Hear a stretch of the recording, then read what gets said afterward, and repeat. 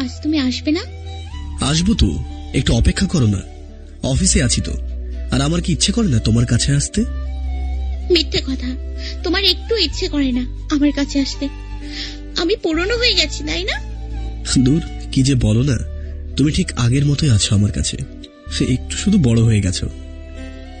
বড় না হলেই ভালো হতো, পিচ্ছি থাকতেই তো বেশি ভালোবাসতে, এখন আর ভালোবাসো না। ওকে বাবা, আসছি তো। ফোন কেটে দিল তিথি। এগুলো শুধু আমার ভাবনাই ছিল। মনে করছিলাম আগের দিনগুলো, এই তো কয়েকদিন আগেই সম্পর্কটা বেশ ভালো ছিল, কিন্তু এখন সেটা অবহেলায় পরিণত হয়েছে। এতক্ষণ কি সব বললাম বোঝেননি তো? চলুন বিস্তারিত বলা যাক। হ্যাঁ, সেদিনের পর তিথি আর আমার ভালোবাসা দ্বিগুণ বেড়ে গিয়েছিল। তিথিও ভালোবাসত অনেক, আর আমি তো নিজেকে সবচেয়ে সুখী মানুষ মনে করতাম। যেটা চেয়েছিলাম সেটা পেয়ে গেছি। আমি চেয়েছিলাম ওর পিচ্চি বউয়ের ভালোবাসাটা। তিথি তখনও কেবল ইন্টারমিডিয়েট দ্বিতীয় বর্ষে উঠেছিল। তিথি বারবারই আমার কাছে ওর অধিকার চাইছিল। পিচ্চি মেয়ে একটুও বোঝে না যে এতে ওর পড়াশোনার ক্ষতি হবে, ওর স্বপ্ন পূরণে বাধা হবে। আমি তিথির পড়াশোনার স্বপ্নের ব্যাপারে ভেবে নিজেকে কন্ট্রোল করতাম। বারবার হারিয়ে যেতাম তিথির স্নিগ্ধতায়, ডুবে যেতাম তিথির মায়ার সাগরে। তখন কন্ট্রোল হারিয়ে ফেলতে চাইলেও হারিয়ে ফেলিনি, নিজেকে শক্ত করে রেখেছি। অনেক বছর কেটে গেল। তিথি এখন অনেক বড়, অনার্স তৃতীয় বর্ষে পড়ত। তখনই কোনো একদিন হেরে গিয়েছিলাম নিজের কন্ট্রোল ক্ষমতার কাছে। ছুঁয়ে দিয়েছিলাম তিথিকে অধিক খুশিতে সেদিন আমাকে জড়িয়ে ধরে সে কি কান্না। হ্যাঁ, সেদিনই পেয়ে গিয়েছিলাম আমার অধিকার, আমার পূর্ণ অধিকার। দিয়েছিলাম তিথিকেও তার অধিকার। তবে সাবধান ছিলাম তিথির কনসিভের ব্যাপারে। এখনই যদি অনাকাঙ্ক্ষিতভাবে কিছু ঘটে তাহলে তিথির পড়াশোনার ক্ষতি হবে। মেয়েটা যে অতিরিক্ত পড়াশোনা প্রিয় সেটা ভুলিনি আমি। প্রতিটা পরীক্ষার সময় তিথি আমাকে তার পাশে বসিয়ে রাখত। আমি বসে থেকে ওর পড়া দেখাতাম। তিথি কখনো আমার কাঁধে মাথা রেখে পড়ত, কখনো বা হাত জড়িয়ে ধরে, আবার কখনো ঘুমিয়ে পড়ত। পড়া শেষে আমার বুকে শুয়ে ঘুমিয়ে পড়ত। হ্যাঁ, তিথি পেরেছে। প্রতিটি পরীক্ষায় সাফল্য অর্জন করেছিল। তারপর তিথির পড়াশোনার ক্ষতি হবে ভেবে তিথিকে আমার থেকে আলাদা রাখার ব্যবস্থা করলাম। আমাদের একটা ফ্ল্যাট ছিল খালি, তিথির কলেজের পাশেই ছিল। সেটাতেই তিথিকে পাঠিয়ে দেওয়ার ব্যবস্থা করলাম, না হয় যে ক্ষতি হয়ে যাবে তিথির পড়াশোনায়। তুমি খুব খারাপ, খুব পচা। আমাকে দূরে সরিয়ে দিচ্ছ, বুঝেছি। আর একটা বিয়ে করেছো, সেই বউয়ের সাথে থাকবে বলে আমাকে তোমার থেকে দূরে সরিয়ে দিচ্ছ। কান্না করতে করতে বলল। আমি খানিকটা হেসে দিলাম। যদিও মনটা খুব খারাপ, আমার পিচ্চি বউটা আমার থেকে অনেক দূরে চলে যাচ্ছে। যদিও খানিকটা দূরে। আমি দিদির চোখের পানি মুছে দিলাম। পাগলি, এরকম কিছুই না। তাহলে? আমি তো একটা পুরুষ, তাই না? তো? আমাকে আটকে দিয়ে বলল তিথি। আমার কথাটা সম্পূর্ণ করতে দিবে তো? বলো। আমি তো একটা পুরুষ, বউকে কাছে পেলে শুধু রোম্যান্স করতে ইচ্ছে করে। আর এমনিতেই তুমি যা কিউট, আমার তো সারাক্ষণই তোমার সাথে রোম্যান্স করতে ইচ্ছে করে। এরকম করলে তো তোমার পড়াশোনার ক্ষতি হবে, তাই না? না, হবে না। এতদিনেই তো আমি তোমার কাছেই ছিলাম, কোনো ফলাফল আমার ভালো হয়নি। আমার পড়াশোনার ক্ষতি হয়েছে কি? তিথি, সেটা না, তুমি বোঝার চেষ্টা করো। না, আমার আর বুঝতে হবে না। আমি জানি তুমি আমাকে তোমার থেকে দূরে সরিয়ে দিতে চাও। আমি পুরনো হয়ে গেছি, তাই না? কাঁদতে কাঁদতে বলল তিথি। আমি তিথিকে টান মেরে বুকের সাথে চেপে ধরলাম, কোমরে হাত রাখলাম। কান্না করো না প্লিজ। আমি কি তোমার কাছে আর যাবো না? কয়েকদিন পর পরই তো তোমার কাছে যাব। আর তোমার পড়াশোনা শেষ হয়ে গেলে তো এমনিতে তুমি পার্মানেন্টলি এখানে চলে আসবে। তিথি কোনো কথা বলল না। তিথি, মন খারাপ করো না প্লিজ। তুমি না খুব লক্ষ্মী মেয়ে, আমার লক্ষ্মী বউ। হয়েছে, আর পাম দিতে হবে না। আচ্ছা, তোমার ওই বান্ধবীকে বলেছো তো তোমার সাথে থাকতে? রাজিও? হবে না, এমনিতেই তো ও এমন একটা হোস্টেলে থাকে যেখানে পরিবেশ খুবই খারাপ ধরনের। আর এখানে তো ভালো ফ্ল্যাটে থাকবে, আর সবচেয়ে বড় কথা ফ্রিতে। তোমার বেস্টি বলে কথা, মানা না করে যায় কোথায়? ঘোড়ার ডিম। ফিক করে হেসে দিল তিথি। আমার মনটা ভালো হয়ে গেল। তারপর থেকে তিথি ওর বান্ধবীকে নিয়ে ওই ফ্ল্যাটেই উঠল। আর এখন তিথি আমাকে তুমি করেই সম্বোধন করে। প্রতিদিনই ফোনে কথা হতো। 2 দিন পর পরে দেখা করতে যেতাম তিথির সাথে। তিথিও আমার জন্য অপেক্ষা করত। শাড়ি পরে সাজুগুজু করে বসে থাকতো। কলিং টিপার সাথে সাথেই দরজা খুলে দিত। মনে হয় দরজার পাশেই থাকে। তিথির পড়াশোনা বেশ ভালোভাবেই চলছিল। তিথি এখন ডাক্তারি পজিশনে পড়াশোনা করছে। তিথির স্বপ্ন ছিল ডাক্তার হওয়া, আর সেদিকেই এগিয়ে যাচ্ছিল তিথি। কিন্তু ভাবিনি তিথির এগিয়ে যাওয়াই হবে আমার জন্য অবহেলা। তিথি যোগাযোগ প্রায় কমিয়ে দিচ্ছিল। খুবই কম কথা হতো। ফোন করলেই পড়াশোনার অজুহাত দেখাতো। আর সপ্তাহে 1 দিন দেখা করা ফিক্সড করেছিল। কিন্তু আমি সপ্তাহে 2-3 দিনই যেতাম। পিচ্চি বউটাকে না দেখে থাকাটা যে ভীষণ দায়। তিথি অতিরিক্ত ব্যস্ত হয়ে থাকতো পড়াশোনায়। খুবই কম সময় দিত আমাকে। বাসায় গেলেও দেখতাম আগের মতো আর শাড়ি পরে না, সাজুগুজু করে না। কলিং বেল টেপার সাথে সাথেই দরজা খুলে দেয় না। রান্না করে নিজের হাতে খাওয়ায় না। আমার হাতে খাওয়ার জন্য আগের মতো আবদার করে না। আচ্ছা, এবার বর্তমানে আসা যাক। তিথিকে বারবার করে কল দিচ্ছি। তিথি বারবার কেটে দিচ্ছে, রিসিভই করছে না। শেষে একবার রিসিভ করলো। আমি কিছু বলার আগে বলতে শুরু করলো, কি সমস্যা তোমার? সেই কখন থেকে কল করে যাচ্ছ?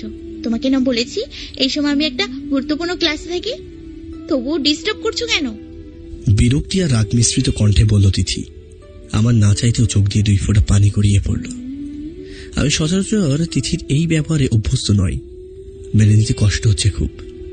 মানলাম তোমার ক্লাস আছে, একটা মেসেজ করে সেটা বলে দিতে পারতে। ফোন ধরে নরম করে কথা বলতে পারতে। কি হলো, কথা বলছো না কেন? হ্যাঁ বলছি তো। কেমন আছো? উফ, এটার জন্য কল করেছো? সকালেই তো এটা জিজ্ঞেস করলে। তবুও জিজ্ঞেস করতে মন চাইলো। ভালো আছি। ও ওকে, এখন রাখছি। বলার আগে তিথি ফোনটা কেটে দিল। সত্যি আমার পিচি বউটা অনেক বড় হয়ে গেছে। সেই সাথে পাল্টে গেছে ওর কথাবার্তা, চাল চলন। ইস, এখনো ফোন করছে না কেন গাধাটা? মনে হয় কষ্ট পেয়েছে। খুব খারাপ ব্যবহার করে ফেলেছি। কাব্য বেশ পাল্টে গেছে। আগে কিছু বললে সেটাতে কষ্ট পেত না, বরং অভিমান করত। কিন্তু এখন কিছু বললেই কষ্ট পায়। ভাবতে ভাবতে মোবাইল হাতে নিয়ে কল করলো তিথি। তিথি ফোন করেছে। বেশ অবাক হলাম। একটু আগেই তো বিরক্তি নিয়ে ফোন রেখে দিল। ফোন রিসিভ করলাম। হ্যালো। হ্যাঁ বলো। কি বলবো? ফোন করলে যে? তোমার না গুরুত্বপূর্ণ ক্লাস আছে? এসব বাদ দাও, আগে বলো কল করেছিলে কেন? মানে একটু আগে কল করেছিলে কেন? কোনো দরকার? না, এমনি। এমনি কল করার প্রয়োজন নেই। দরকার হলে কল করো, না হয় ডিস্টার্ব করার কোনো প্রয়োজন নেই। রেগে বলল তিথি। টুট টুট করে ফোন কেটে দিল। সব মাথার উপর দিয়ে গেল আমার। খুব রাগ হচ্ছে। আগে তো কল করলে বলতো আমার সাথে কথা বলতে ইচ্ছে করছিল, তাই কল করেছি। কিন্তু এখন দেখুন, বুঝি তো, সব বুঝি। আমাকে আর আগের মতো ভালোবাসে না। মানছি কয়েকদিন ধরে অবহেলা করছি ওকে, তাই বলে এই অবহেলা এভাবে নেবে সে? আমাকে জড়িয়ে ধরে বললেই তো পারে যে তুমি কিন্তু অবহেলা করছো আমাকে। আমি অবহেলা নয়, ভালোবাসা চাই তোমার থেকে। কিন্তু কাব্য এখন বলে না এগুলো। কি মনে হয় ওর বড় হয়ে গেছে আমি, তাই বলে আগের মতো ভালোবাসবে না? কিন্তু আমি তো আগের মতোই ভালোবাসা চাই, নতুন করে কোনো ভালোবাসা চাই না। স্বামীরা ঠিকই বলেছে, অবহেলা করলে তোর কাব্যর ভালোবাসা পেছন দরজা দিয়ে পালাবে। এখন তো দেখছি ঠিকই তাই হচ্ছে। চেয়ারে হেলান দিয়ে বসে আছি। তিথি তিথি তিথি, সারাক্ষণ শুধু তিথি নিয়েই চলছে মনে হারতাল। ভাবলাম কি আর হলো কি। ভাবলাম তিথি যেহেতু ফোন করেছে সে তো নিশ্চয়ই বলবে সরি, আগে তোমার সাথে খারাপ ব্যবহার করে ফেলেছি। কিন্তু হলো ঠিক তার উল্টো। তিথি রেগে মেগে কলটা কেটে দিল। এত রাগ যদি তিথি এর আগে আমার উপর দেখাতো না, তাহলে কেন করছে এসব? হ্যাঁ, রাগ করেছি ওর উপর। আমার রাগ করার অধিকার আছে। আমি কি সাধে রাগ করি বল? বোকারাম একটা, বোঝে না যে আমি কি চাই। হ্যাঁ, ওকে আমি বলেছিলাম সপ্তাহে একবার আমার সাথে দেখা করতে আসতে, কিন্তু সেটা রাগে বলেছিলাম। আমি রেগেছিলাম ওর উপর, আমার প্রতি এই ভালোবাসা ওর। এতদিন ভালোবাসতো, তাহলে এখন কান্নাকাটির পরেও আমাকে আলাদা ফ্ল্যাটে রাখতে দিতে পারতো না। আবার আমার পড়াশোনার বাহানা করে। আমি কি কখনো খারাপ রেজাল্ট করেছি নাকি? কত করে চাইলাম ওর সাথে থাকতে, আর ও কি না আমাকে ওর থেকে দূরে থাকার জন্য পাঠিয়ে দিল। নিশ্চয়ই একটা বিয়ে করেছে, বেশ করেছি। সপ্তাহে একদিন আমার সাথে দেখা করতে বলেছি। এখন তো মনে হচ্ছে বললাম না কেন যে আর জীবনেও দেখা করবি না আমার সাথে। তিথি ব্রেকে হাত মোচাচ্ছে। আগে তো রাগ করার পরেও সপ্তাহে 2-3 দিন দেখা করার জন্য আসতো, কিন্তু এখন ঠিক সপ্তাহে একদিন আসে। এতটা গুরুত্ব দিতে হবে আমার রাগের? না হয় বলেই ফেলেছিলাম ভুল করে, আর ও কি না সেটাই পালন করছে। নিকুচি করি তোর ভালোবাসার। ঠোঁট ভেঙে কান্না করে দিল তিথি। কি রে তিথি, কাঁদছিস কেন? আমার যা মনে চায় তাই করব, তাতে তোর কি? রেগে গিয়ে বলল তিথি। আরে বাবা, আমি আবার কি করলাম? এত রেগে কথা বলছিস কেন? বেশ করেছি, যা আমার সামনে থেকে। আচ্ছা যাচ্ছি রে বাবা, কখন আবার ফেটে ফুটে যাবি? আবার দাঁড়িয়ে আছিস? আরে যাচ্ছি তো। সামিরা চলে গেল। এই মেয়েটার মাঝে মাঝে যে কি হয় আল্লাহই ভালো জানে, মনে মনে বলল সামিরা। আচ্ছা, তিথির এই অবহেলার পিছনে কারণটা কি? কি এমন দোষ করেছি আমি যার জন্য তিথি আমাকে এত অবহেলা করছে? স্যার, আসতে পারি? ও হ্যাঁ, আসুন। ম্যানেজার সাহেব রুমে ঢুকলেন। বাসা যাবেন না? রাত হয়ে গেছে তো। আর মনে হয় বললাম। আচ্ছা, আপনি কি কোনো কিছু নিয়ে ডিপ্রেশনে আছেন? কিছুদিন ধরে আপনাকে টেন্স টাকাচ্ছে। না না। ও আচ্ছা, আমি এখন যাই স্যার। ম্যানেজার সাহেব চলে গেলেন। আমি একটা দীর্ঘশ্বাস ফেললাম। অফিস থেকে বেরিয়ে পড়লাম। শ্বশুর সাহেবের সাথে দেখা। ওনাকে এত করে বলার পরও উনি এই চাকরিটা ছাড়েননি। উনি এই কেয়ারটেকারের চাকরিটাই করবেন। আপনি কেমন আছেন? খুব ভালো আছে। তুমি আমাকে শান্তি দিলে বাবা। তিথিকে তোমার হাতে তুলে দিতে পেরে আমি নিজেকে একজন শ্রেষ্ঠ বাবা মনে করছি। এখন মরেও শান্তি পাবো। তোমার কাছে আমি চিরকৃতজ্ঞ বাবা। আর এই কি বলছেন আপনি? আপনি একটুও চিন্তা করবেন না প্লিজ। আমার আর চিন্তা করার কি আছে, তুমি তো আছোই। আমি একটা হাসি দিলাম। গাড়িতে এসে বসলাম। তিথির অবহেলা আমাকে প্রচুর ডিপ্রেশনের মধ্যে ফেলে দিয়েছে। কেন করছে যে এমনটা তিথি? কয়টা দিনের মধ্যে এত পরিবর্তন। আগের মতো আর পাগলামি করে না তিথি। মিস করি তিথির পাগলামিগুলো। বাসায় এসে পড়লাম। আম্মু কফি করে দিলেন। বারান্দায় এসে বসে খেতে লাগলাম। এতটা নিজেকে একার কখনো মনে হয়নি। মোবাইল হাতে নিয়ে বসে আছি। তিথি কখনো কল করবে কি? আমার আশা করাটাই বৃথা। একটু পড়তেও পারছি না। বারবার মোবাইলের দিকে চোখ যাচ্ছে। কাব্য কখন কল করবে? আজ বাসায় এলো না। অবশ্য না আসারই কথা। আরো একদিন আছে। 5 দিন হলো ওর আসার কথা। 5 দিন আগে একবার এসেছিল, আরো 2 দিন পর আসবে। একদিন আগে এলে কি সমস্যা? আমার এই একটা কথার গুরুত্ব এত। কিন্তু সেদিন তো আমি খুব কান্নাকাটি করে বলেছিলাম যেন আমাকে ওর থেকে দূরে সরিয়ে না দেয়। সেদিনের কথাগুলোর গুরুত্ব ছিল না ওর কাছে। এত ভেবে লাভ নেই, এমনিতে অনেক পড়া, কিন্তু পড়তেই তো পারছি না।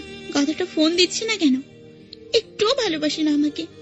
আগের মতো কাছে টেনে নেয় না।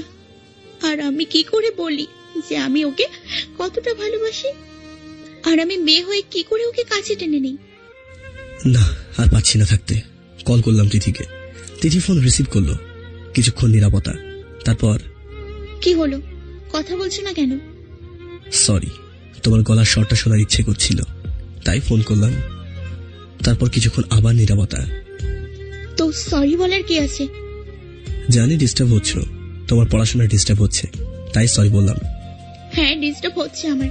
কল রাখো এখন। রাগ করে ফোনটা কেটে দিল তিথি। খুব কান্না পাচ্ছে। এতটা চিনলে আমাকে। আমি ওর সাথে কথা বলতে ডিস্টার্ব হই, ওর কথা শুনে বিরক্ত হই। কাব্য, তুমি কেন বোঝো না? তোমার একটা কথা শোনার জন্য আমি প্রতিটা সেকেন্ডে অপেক্ষা করি। আমার কি ইচ্ছে করে না তোমার সাথে কথা বলতে? হো হো করে কেঁদে দিল তিথি। ওয়াশরুমে ঢুকে শাওয়ার ছাড়লো। এই রাতের মধ্যেও গোসল করবে বলে সিদ্ধান্ত নিল। শাওয়ারের নিচে হো হো করে কাঁদতে লাগলো। নিজেকে হালকা করার পদ্ধতি অবলম্বন করছে তিথি।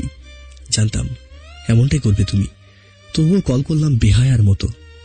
তোমার কথা শুনতে ইচ্ছে করে খুব, তাই তো কল করি। আর তুমি বরাবরের মতোই খারাপ ব্যবহার করো আমার সাথে। সারা রাত এক ফোঁটাও ঘুমালাম না। তিথির অবহেলা যে আমি সহ্য করতে পারছি না। তিথি কি করে এতটা পাল্টে যেতে পারে? উফ, কি অসহ্য লাগছে, বিছানা থেকে উঠতে পারছি না, গায়ে খুব ব্যথা করছে। জ্বর টর এলো নাকি? রাতে অনেক সময় নিয়ে গোসল করেছিলাম, সেটারই হয়তো প্রতিদান পাচ্ছি। আরে আরে, উঠেছিস কেন? কেন, কলেজে যাব না নাকি? কি বলিস? জ্বরে তোর গা পুড়ে যাচ্ছে, আর তুই বলছিস কলেজে যাবি? হ্যাঁ রে, ক্লাস মিস করা যাবে না। মাফ কর বোন, তুই আমার এই একটা কথা শুনে আমাকে ধন্য কর। আজ প্লিজ কলেজে যাইস না। কি আর করার, এত করে বললো, তারপরেও কি করে যাই? তুই যাবি না? তোকে এ অবস্থায় রেখে আমি যাব? ইম্পসিবল। ও, ভালো কথা, এখন শুয়ে পড়, আমি দেখছি কিছু করা যায় কিনা। সামিরা চলে গেল। তিথি মোবাইল হাতে নিয়ে নিল। কি ব্যাপার, কাব্য আজ একবারও কল করলো না?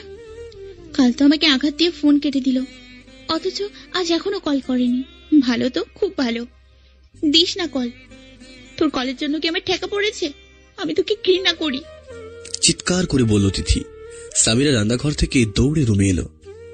কি রে, কি হলো তোর? যাই হোক, তোকে বলবো কেন? আরে তুই তুই যাবি এখান থেকে? তোর মাঝে মাঝে কি যে হয়। তুই আর 1 মিনিট এখানে থাকলে তোর ঘাড় মটকে দেব। একটু দেরি করবি না, যা। রাগে ফুসতে ফুসতে বলল তিথি। সামিরা চলে গেল। তিথির রাগে দুঃখে প্রচন্ড কান্না পাচ্ছে, আবার কান্না মুছে নিল। কাঁদছি কেন আমি? একটুও কাঁদবি না দিদি। কার জন্য কাঁদছিস তুই? ওই বুইড়াটার জন্য, ওই গাধারামটার জন্য। তিথি নিজে নিজেকে বলল, বারবার চোখের পানি মুছছে, তবুও আবার জল গড়িয়ে পড়ছে চোখ থেকে।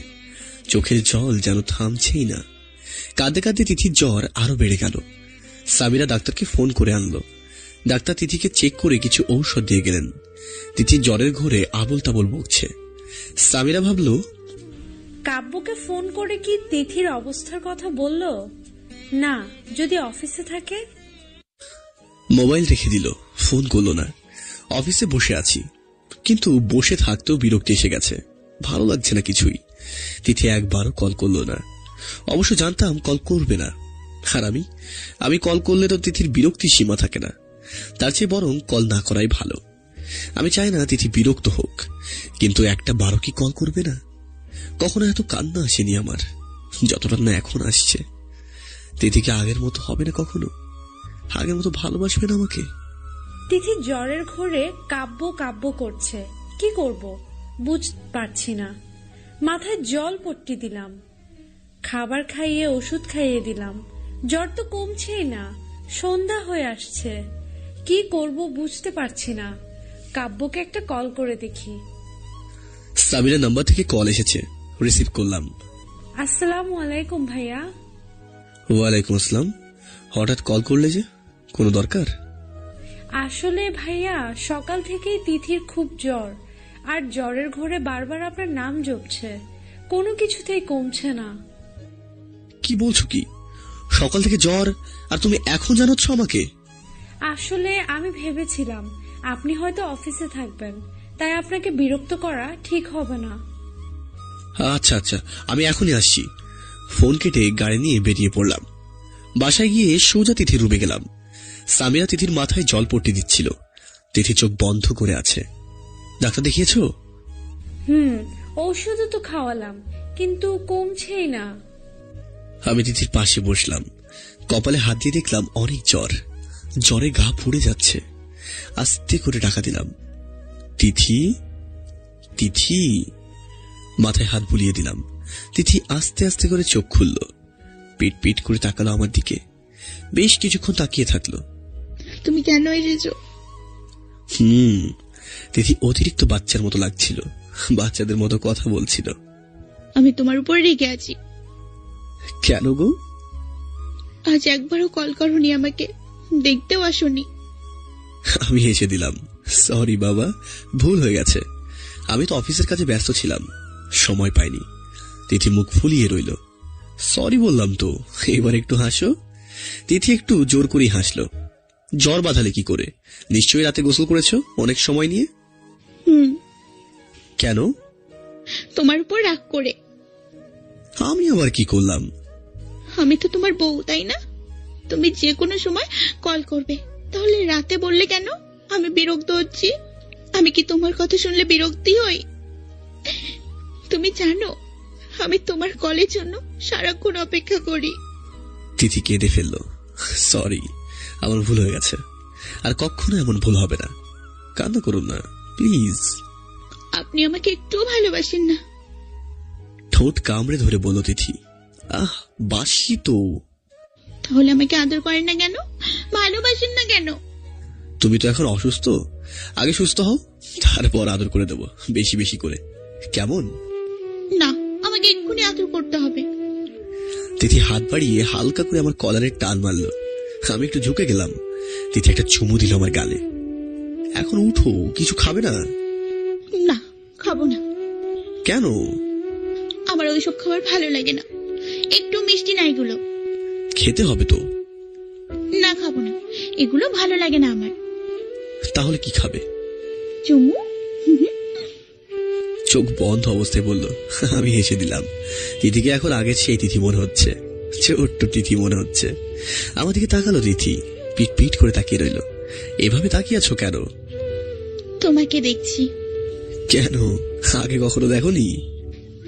দেখেছিলাম, কিন্তু এখন খুব অন্যরকম মনে হচ্ছে। আমি আজশো হয়ে বসেছিলাম। তিথি একটু কষ্ট করে উঠে বসলো। আরে আরে উঠছো কেন? তিথিকে ধরে উঠালাম। তিথিও আজশো হয়ে বসলো, আমার বুকে মাথা রেখে শুলো। আমি মাথায় হাত বুলিয়ে দিতে লাগলাম। আচ্ছা, তোমার শরীরে এটা কিসের ঘ্রাণ? কি জানি, মনে হয় পারফিউমের। কেন? ওই ঘ্রাণটা না খুব হট। মানে? আমি হেসে উঠলাম। মানে ওই ঘ্রাণটা আমার খুব ভালো লাগে, খেয়ে ফেলতে ইচ্ছে করে। আর আমাকে? তোমাকে আরো বেশি ভালো লাগে, তোমাকে আমার খেয়ে ফেলতে ইচ্ছে করে। তাহলে খাও। খাবো? হ্যাঁ। তিথি বুক থেকে মাথা তুলল, শার্টের বোতামগুলো খুলতে শুরু করলো। শার্টের সব কটা বোতাম খোলা শেষ। তিথি চোখ বুজে হামলে পড়লো, চুমু দিতে লাগলো, মাঝে মাঝে কামড়ও দিতে লাগলো, নাক ডুবিয়ে দিল বুকে। এবার আমাকে খাও। আমার গলা জড়িয়ে বলল, মানে? মানে আমাকে চুমু খাও। আমি তিথির কপালে একটা চুমু খেলাম। এইখানে না। তাহলে? এইটাই, ঠোঁটে। তুমি যখন আমার ঠোঁটে চুমু খাও না, আমার মনে হয় আমি কোথায় যেন হারিয়ে যাই, কি যেন হয়ে যায় আমার। আর তোমার ঠোঁট দেখলে না আমার বারবার শুধু কামড় দিতে ইচ্ছে করে। তিথি আমার ঠোঁটে ওর ঠোঁট ডুবিয়ে দিল। আমার মাথার পিছনে হাত রেখে চেপে ধরল ঠোঁট। ঠোঁট চুষতে লাগলো, কামড়ে দিল হালকা করে। আমিও তিথির মাথার পিছনে চুলের উপর হাত রাখলাম। অনেকক্ষণ পর ঠোঁট ছাড়লো তিথি, একটা মিষ্টি হাসি দিল। জানো, তুমি আমাকে আদর করলে না আমার মনে হয় না আমি একটু অসুস্থ। তিথি আবার বুকে শুয়ে পড়লো, আমাকে জড়িয়ে ধরলো আষ্টে পৃষ্ঠে। আমি ভাবছি তিথি যেন সব সময় এমনটা থাকে, বদলে যেন না যায়। আমাকে আরো আদর করো না প্লিজ। আচ্ছা বেশ করব, আগে তো একটু সুস্থ হও। না, আমার এক্ষুনি চাই। আচ্ছা, আগে খাবার খেয়ে ঔষধ খাও, তারপর আদর করব। উঠতে গেলেই তিথি পিছন থেকে শার্টের কলারে টান ধরলো, টান মেরে বসিয়ে দিল, আমার বুকে মাথা রাখলো। তুমি এত খারাপ কেন? কেন বোঝো না? তুমি আদর না করলে আমি সুস্থ থাকতে পারবো না, আমি অসুস্থ হয়ে যাব। ঠোঁট কামড়ে কেঁদে দিল তিথি। আমি তিথির মাথায় হাত বুলিয়ে দিলাম। তিথি আমাকে জোর করে শুয়ে দিল, আমার বুকে হামলে পড়লো। আমি বুঝি না জ্বরে আক্রান্ত হওয়ার পরও এই মেয়ের শরীরে এত শক্তি আসে কোথা থেকে। আমার গালে মুখে চুমু দিতে লাগলো। আমি আর পারলাম না, দিদিকে আবদ্ধ করে নিলাম বাহু ডোরে। দিদিকে শুইয়ে দিলাম বিছানায়, ঠোঁটে ঠোঁট চেপে ধরলাম, গলার পাশে চুমু দিতে লাগলাম। তিথি আবার মাথা আঁকড়ে ধরলো, চোখ দিয়ে জল গড়িয়ে পড়লো, কেঁপে কেঁপে উঠল তিথি। তিথি, আরো ভালোবাসতে হবে। অনেক। এখন যদি তুমি খাবার না খাও তাহলে আর আদর করবো না। তিথি আমার চুল আঁকড়ে ধরলো, আমার মাথা চেপে ধরলো। প্লিজ এমন করো না। তাহলে আগে খাবার খেয়ে ঔষধ খাবে তো? খাবার খেয়ে ওষুধ খেলে ভালোবাসবে তো? আচ্ছা, খাবো। তিথিকে খাবার খাইয়ে ঔষধ খাইয়ে দিলাম। এখন আদর করো। চোখ বন্ধ করে বসে রইল বিছানায়। আমি তিথির কপালে একটা চুমু দিলাম। আগে শুয়ে পড়ো, এখন ঘুমোতে হবে তোমাকে। না, ঘুমাবো না, আমাকে আগে আদর করো। করবো তো, আগে ঘুমাও। তাহলে শুয়ে পড়ো। আমি কেন শোবো? আমি তোমার বুকে ঘুমাবো। আমি হেসে দিলাম। পাগলি একটা। তিথি চোখ বুঝে আমার উপর শুয়ে পড়লো। মাথায় হাত বুলিয়ে দিতে লাগলাম। হঠাৎ করে সামিরা রুমে ঢুকলো। তিথির জ্বর। বলে হাঁ করে তাকিয়ে রইল, মুখ ঘুরিয়ে দিল। সরি, আমি আসলে বুঝতে পারিনি রোম্যান্স করছিলে তোমরা। আমি তিথিকে সরাতে চাইলে তিথি করে আরো শক্ত করে জড়িয়ে ধরলো। না, আসলে হয়েছে কি তিথি। না, বুঝতে পেরেছি। তিথির জ্বর এখন কেমন আছে? একটু কমেছে মনে হয়। ও, তাহলে আমি যাই। তুমি না আদর চাইলে করবো?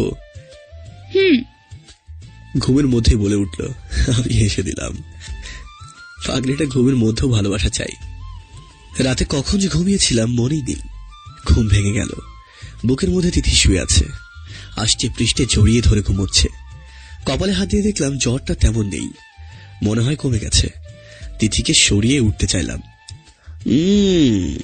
এরম করে আরো শক্ত করে জড়িয়ে ধরলো। 9টা বেজে গেছে, অফিসে যেতে হবে, গুরুত্বপূর্ণ কিছু কাজ আছে। কিন্তু তিথিকে তো বুক থেকে নামাতেই পারছি না। সরাতে চাইলে আরো জোরে জোরে জড়িয়ে ধরছে। শেষে কোনো রকমে ছাড়িয়ে মাথা নিচে বালিশ দিয়ে ঠিকঠাক করে শুইয়ে দিলাম। ফ্রেশ হয়ে তিথির কপালে চুমু দিয়ে বেরিয়ে পড়লাম। এই কি, আপনি কোথায় যাচ্ছেন? অফিসে। ও, কিছু খেয়ে যান। কফি? না, অফিসে গিয়ে খেয়ে নেব। না, সেটা কি করে হয়? আপনি বরং 2 মিনিট বসুন, আমি কফি নিয়ে আসছি। হ্যাঁ, কফি খেয়ে বেরিয়ে পড়লাম অফিসের উদ্দেশ্যে। আম্মু কল করেছিল, রাতে ফিরিনি তাই বোধ হয়। আম্মুকে কল করে তিথির জ্বরের কথা বললাম। ঘুম থেকে উঠে বিছানার মাঝখানটায় ঝিম মেরে বসে আছে। আচ্ছা, ও শরীরের স্মেলটা আমার নাকে আসছে কেন? কাব্য তো এখানে নেই, তাহলে সামিরা? হ্যাঁ, বল। তোর ঘুম ভাঙলো? জ্বর কমেছে নাকি? আচ্ছা, ও কি এখানে এসেছিল? মানে ওটাকে? আরে কাব্যর কথা বলছি, এখানে এসেছিল। হ্যাঁ, এসেছিল তো। কেন, তোর মনে নেই? না তো। আহা, কি রোম্যান্টিক সিন। পুলকিত হয়ে বলল সামিরা। মানে ওই কি করছিস তুই এসব? মানে দেখলাম তুই কাব্য ভাইয়াকে জড়িয়ে ধরে ঘুমোচ্ছিলি, কাব্য ভাইয়ের বুকে শুয়েছিলি, আর রোম্যান্স গুলোর কথা তো নাই বললাম। মানে এই তুই কি কি কি কি দেখছিস? অনেক কিছু। ইস, ওনার মতো আমারও যদি একটা বর থাকতো। কত রোমান্টিক, কত কেয়ার করে তোকে। কাল সন্ধ্যার সময় এসেছিল, সারা রাত তোর পাশে থেকে জলপট্টি দিচ্ছিল কপালে, নিজের হাতে খাইয়ে দিল। জ্বর কি এমনি এমনি কমে গেছে নাকি? কেয়ার না সাই। মুখ ফুলিয়ে বলল তিথি। আচ্ছা, আমার জ্বরের কথা শুনলো কি করে ও? আমি বলেছি। কেন তুই ওকে বলতে গেলি কেন? রাগ দেখিয়ে বলল তিথি। মানে তোর কি জ্বরটাই না ছিল? জ্বরে গা পুড়ে যাচ্ছিল, তাই কোনো উপায়ান্তর না পেয়ে উনাকে কল করে বললাম তোর কথা। পুড়ে গেলে পুড়ে যেত, কাল সারাদিন একটাও কল করেনি আমাকে। কি ভাবে ও নিজেকে? আচ্ছা, এখন কোথায় আছে কুত্তাটা? অফিসে গেছে। জাহান নামে যাক, আমার কি তাতে? রাগে গজগজ করতে লাগলো তিথি। মোবাইল হাতে নিয়ে দেখলো বেলা অনেক হয়ে গেছে। আজও কলেজ মিস হয়ে গেল। দেখ তেরি, আর গাধাটা এখনো ফোন করেনি কেন? এই ওর ভালোবাসা? আমি অসুস্থ দেখে গেল, অফিসে গিয়ে একবারও কল করে জেনে নিল না আমি কি করছি। যত সব আদিক্ষেতা। ভাবতেই কান্না পাচ্ছে তিথির। ওই বুড়োটাকে না মাঝে মাঝে চুমু দিতে দিতে মেরে ফেলতে ইচ্ছে করে। দূর, কি সব বলছি, চুমু দিয়ে আবার মেরে ফেলা যায় নাকি? অপেক্ষা করতে করতে আর পারছে না তিথি। ফোন করলো। বেশ কিছুক্ষণ পর ফোন রিসিভ হলো। হ্যালো, আসসালামু আলাইকুম। ওয়ালাইকুম আসসালাম। কে বলছেন? আমি তিথি। ও তুমি কেমন আছো তিথি? আমি রিয়া, চিনতে পেরেছ? ভালো। আপনি কেমন আছেন? ভালো। আচ্ছা, কাব্য কোথায়? কাব্য তো মিটিং শেষ হলে আমি বলে দেব তুমি কল করেছিলে। ফোন রেখে মোবাইল বিছানায় ছুঁড়ে মারল। বিছানায় বসে জোরে জোরে পা নাচাতে লাগলো। মিটিং করা হচ্ছে? বের করছি তোর মিটিং। রাগে গজগজ করতে করতে বলল তিথি। মিটিং শেষে রুমে এসে বসলাম। রিয়া জানালো তিথি কল করেছিল। মোবাইল হাতে নিয়ে কল ব্যাক করলাম। বেশ কিছুক্ষণ পর রিসিভ করলো। হ্যালো তিথি। ওপাশে নীরবতা, কিছুই শুনতে পেলাম না। তিথি, আমার কথা শুনতে পারছো? দাঁতে দাঁত চেপে ধরে বলল তিথি। ও, কি করছো? তোমার জ্বর কমেছে? কল করেছিলে? তোমার কি হয়েছে বলো তো?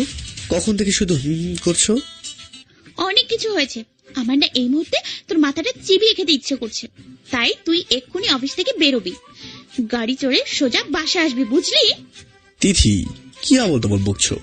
নিশ্চয়ই তোমার জ্বরের ঘোরে এখনো রয়ে গেছে। আমি হেসে হেসে বললাম।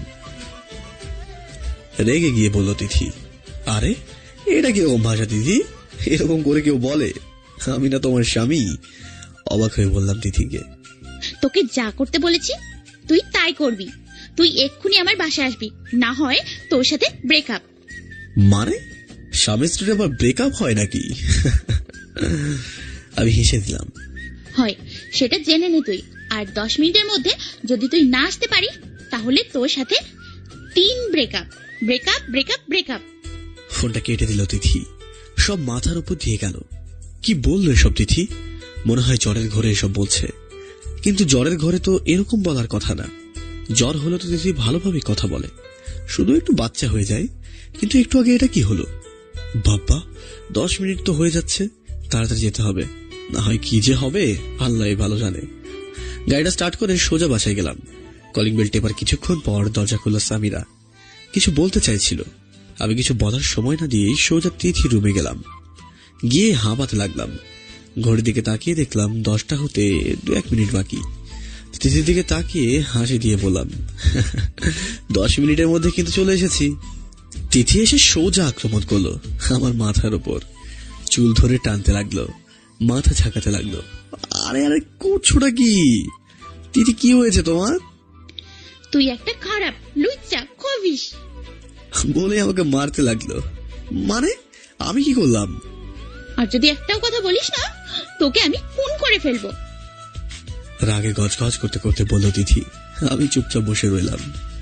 কি ভাবিস তুই নিজেকে? Over smart. তুই তো একটা গাধারাম, জানিস? সারা দিন ধরে তোর কলের অপেক্ষা করছি, আর তুই মিটিং করা হচ্ছে তাই না? মিটিং? তোকে তো আমি। আমার দিকে এগিয়ে এলো।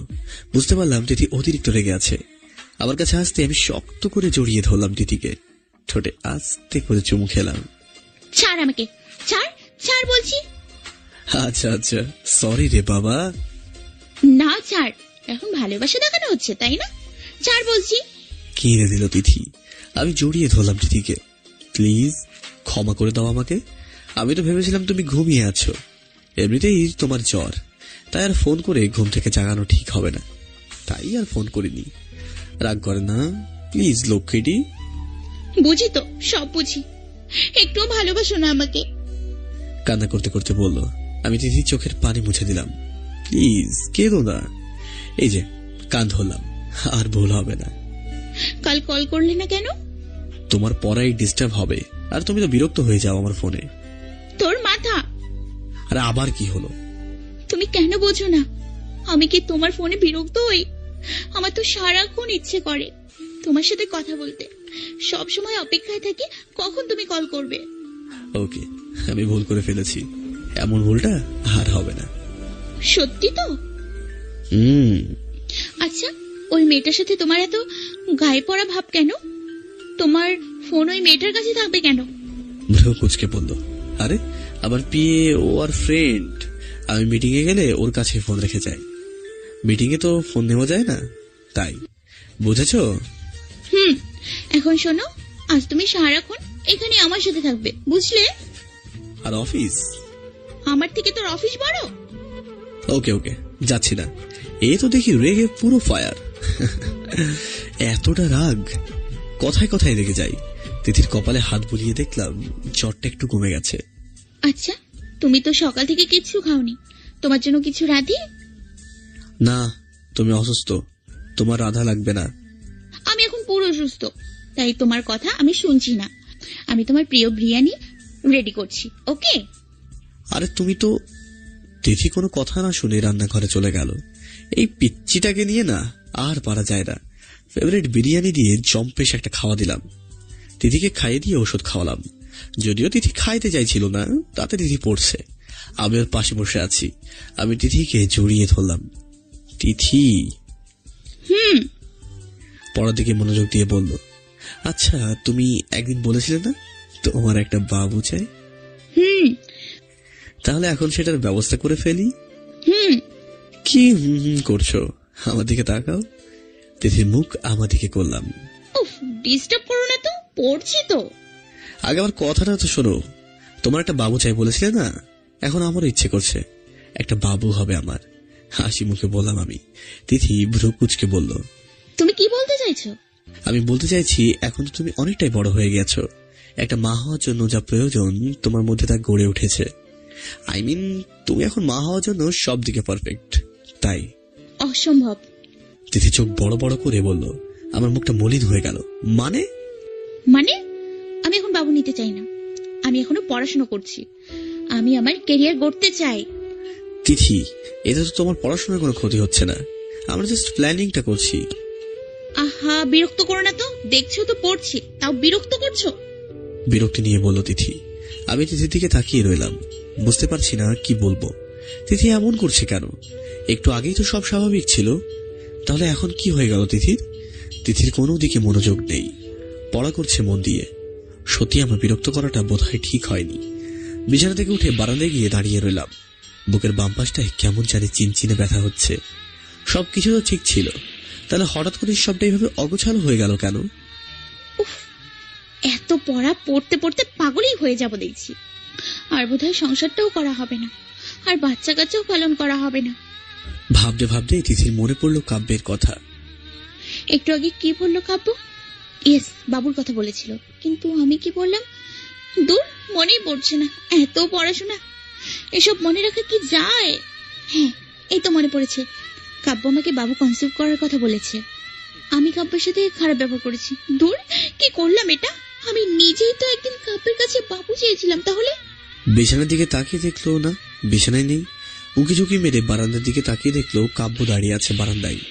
খুব খারাপ লাগলো তিথির। কাব্য বোধহয় কষ্ট পেয়েছে, কিন্তু তিথি উঠে বারান্দার দিকে এগিয়ে গেল। তুমি এখানে দাঁড়িয়ে আছো যে, ঘুমোবে না? তিথির কণ্ঠ শুনে পিছনে ফিরে তাকালাম। ও হ্যাঁ বলেই তিথিকে পাশ কাটিয়ে রুমে ঢুকলাম। তিথি কিছু বলতে চাইছিল, বাট বলতে পারলো না। মনটা খারাপ করে তাকালো আমার দিকে।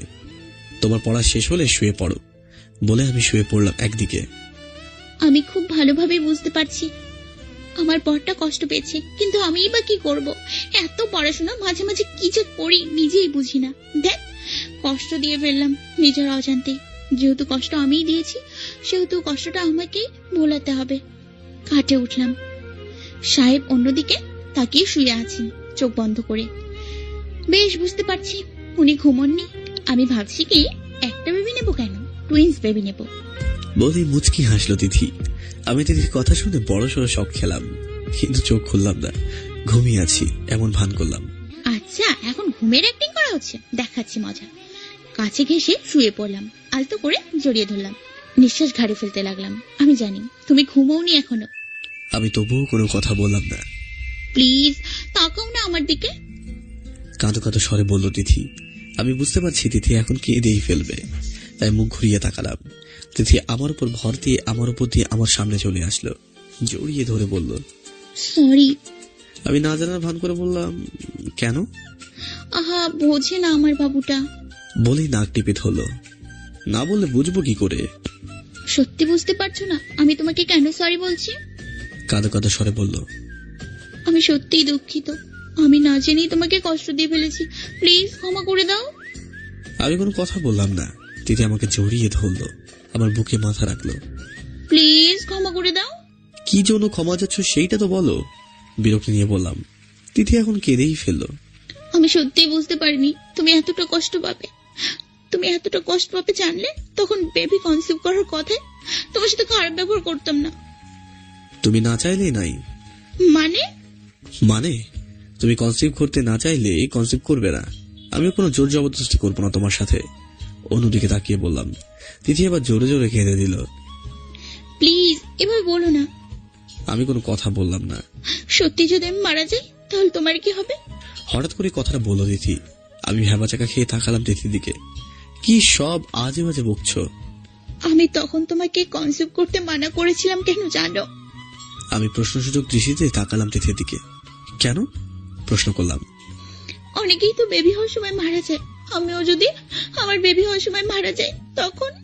ফোপাতে ফোপাতে বলল। তিথির কথায় যেন আমার বুকটা কেঁপে উঠল। আমি জোরে জোরে জড়িয়ে ধরলাম তিথিকে। চুপ, একদম মেরে ফেলবো বললাম না? ভাঙা ভাঙা গলায় বললাম। বাচ্চা কনসিভ করার জন্য সবসময় স্বামীরাই বউকে মানা করে, বউ মারা যাওয়ার ভয়ে। কিন্তু আমি মানা করছি কেন জানো? কারণ যদি আমার কিছু হয়ে যায় তখন তোমার কি হবে? তোমাকে দেখবে কে? আমার মৃত্যুর প্রথম কয়েক মাস তো তুমি খুব কষ্ট পাবে। আর তোমার কষ্ট হওয়া দেখে আমিও কষ্ট পাবো। আর তোমার কষ্টের সময় আমি তোমার পাশে থাকলাম না, তাহলে আমার কিসের ভালোবাসা? তিথি কাঁদতে কাঁদতে বলল কথাগুলো। গলা ধরে আসছিল কথাগুলো বলতে গিয়ে। আমিও কান্না করে দিলাম। শক্ত করে জড়িয়ে ধরলাম তিথিকে। সত্যি এগুলো আমার ভাবার কথা ছিল। আর ভাবছে তিথি কাঁদতে কাঁদতে আমার বুক ভাসিয়ে দিচ্ছে। আমার বউটা এত বড় হয়ে গেছে, আমি তো টেরই পেলাম না। তোমার বউ এখন অনেক বড় হয়ে গেছে বুঝলে, কয়েকদিন পর তো বড়ই হয়ে যাব। কান্নার মধ্যেও হেসে দিল পাগলিটা। দৃশ্যটা অপরূপ। আমি তাকিয়ে রইলাম অপলক দৃষ্টিতে। সত্যি অনেকটা বড় হয়ে গেছে আমার পিচ্চি বউটা। অনেকক্ষণ বুকে শুয়ে রইল তিথি। তিথি নিশ্চুপ শুয়ে আছে। আমি তিথির মাথায় হাত বুলিয়ে দিচ্ছি। তিথি, এখনো জেগে আছো? ঘুমোবে না? ঘুমোলে তো আমার বুড়ো বরের আদর অনুভব করতে পারবো না। পাগলিটা একটা। আপনিও কি পাগল। যাক, আমার বরটা এখন আর কষ্ট পাচ্ছে না। কি যে করি না মাঝে মাঝে এসব বলে দিয়েছি কাব্যকে। এখন তো পড়লাম ঝামেলায়। এখন তো কাব্য আমাকে বাবু নিতে দেবে না, আমিও না। কিচ্ছু মুখে আটকায় না। দেখ, আচ্ছা এখন আমাকে আদর করুন। মুখ তুলে বলল তিথি। এই মেয়েটার কাণ্ড কারখানায় মাঝে মাঝে অবাকি হই। হঠাৎ করেই আদর চাই তার। পাগলি একটা। একটু আগে কত ইমোশনাল কথাই না বললো, সেগুলোই হজম করে নিতে কষ্ট হচ্ছে। আর উনি এখন আদর চাচ্ছেন। কি হলো? কি আদর করছেন না কেন? মাথা উঁচু করে আমার ঠোঁটে চুমু এঁকে দিল। যদি তুমি প্রেগনেন্ট হয়ে যাও? কাব্য, চোখ রাঙিয়ে বলল তিথি। আরে বাবা, আমি তো সিরিয়াসলি বললাম। জানি না ওসব, হলে হব। কিন্তু আমি হতে দেব না। কাব্য, এখনই মার দেবো কিন্তু। আহা, আবার পিচ্ছি বাবুকে মার দেবে? দাও দাও। লাগবে না তোমার আদর, আমি নিজেই পারি।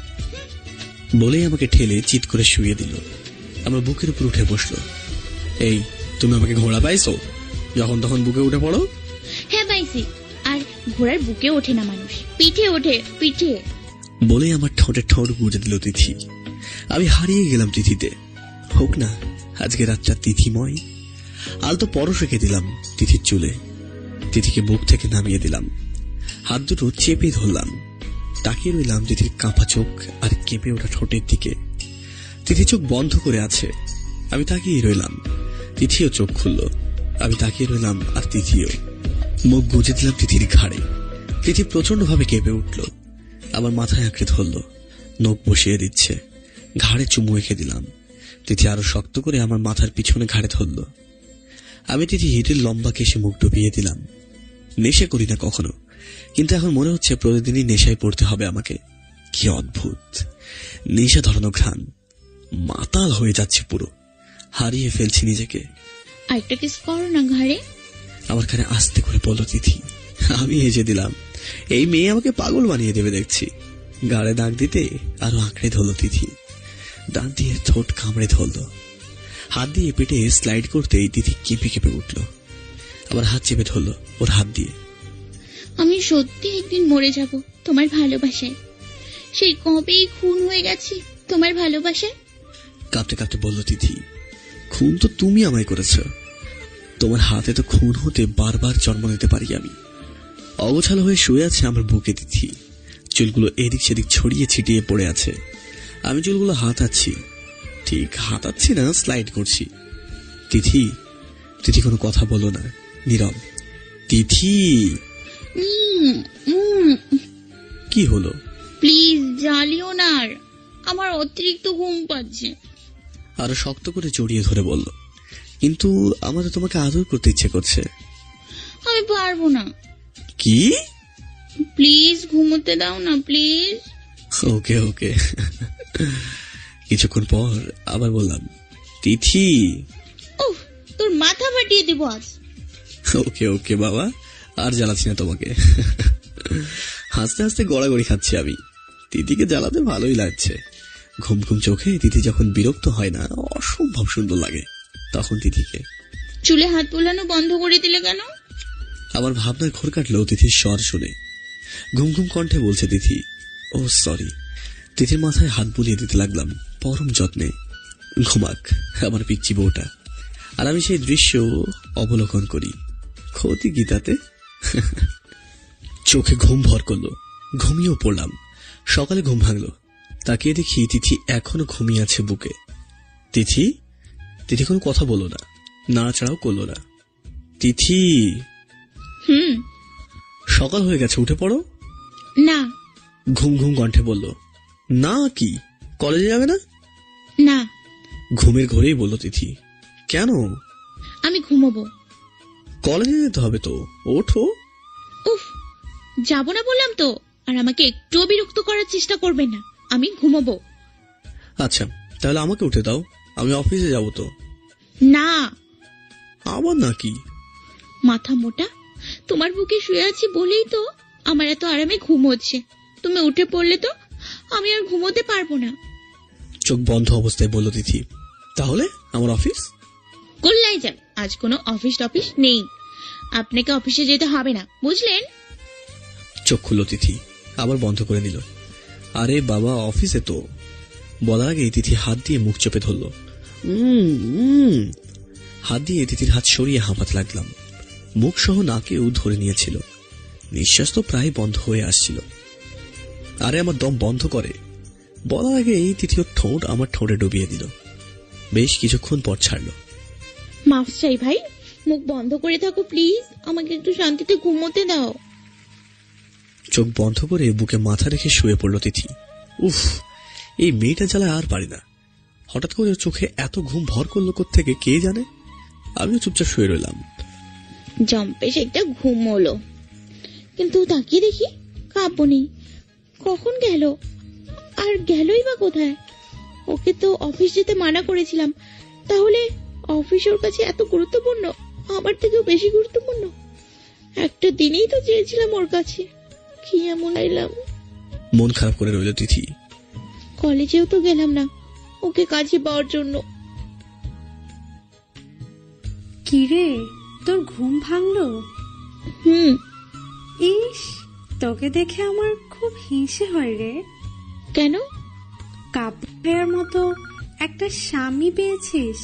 কি রোমান্টিক ভাইয়া, রাতে কেমন আদর করলো রে? শুনবি? খুশি হয়ে বলল তিথি। তাহলে গালটা এদিকে নিয়ে আয়। সামিরা মুখ এগিয়ে নিতেই তিথি ঠাস করে একটা চড় মেরে গট গট করে চলে গেল সেখান থেকে। সামিরা কিছুই বুঝতে পারল না, কিছুই না। গালে হাত দিয়ে তাকিয়ে রইল তিথির যাওয়ার দিকে। তিথি রান্নাঘরে গিয়ে ঠাস ঠাস করে বাসনাদি মাটিতে ছুঁড়ে মারতে লাগলো। সামিরা কানে হাত চেপে ধরে বসে রইল। তিথি সামিরার সামনে এলো। ওই সেমরি, তোর কাছে গান আছে? গান গান বুঝিস তো? ওই যে পিস্তল আছে, পিস্তল। রেগে মেগে লাল হয়ে বলল তিথি। পিস্তল দিয়ে কি করবি তুই? কি করবে জানিস?